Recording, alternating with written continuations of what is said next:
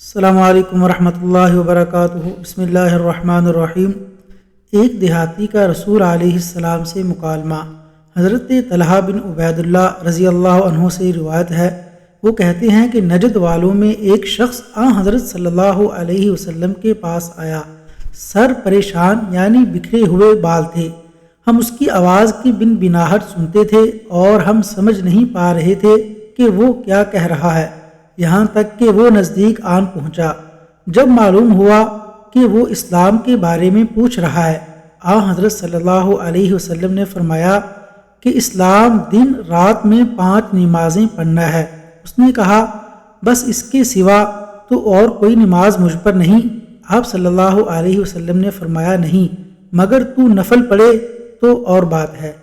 حضرت صلی اللہ علیہ وسلم نے فرمایا، اور رمضان کے روزے رکھنا؟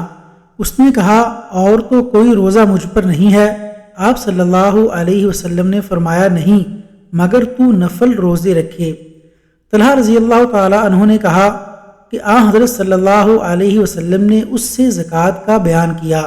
وہ کہنے لگا کہ بس اور کوئی صدقہ مجھ پر نہیں ہے؟ آپ صلی اللہ علیہ وسلم نے فرمایا، نہیں، مگر یہ کہ تو نفل صدقہ دے۔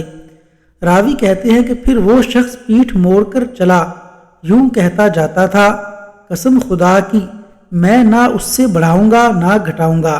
تو حضرت صلی اللہ علیہ وسلم نے فرمایا، اگر یہ سچا ہے تو یہ کامیاب ہو گیا۔ اللہ تبارک و تعالیٰ سے دعا ہے کہ اللہ تعالیٰ اسلام کا فہم عطا فرمائے اور اس پر عمل کرنے کی توفیق عطا فرمائے۔ آمین یا رب العالمین۔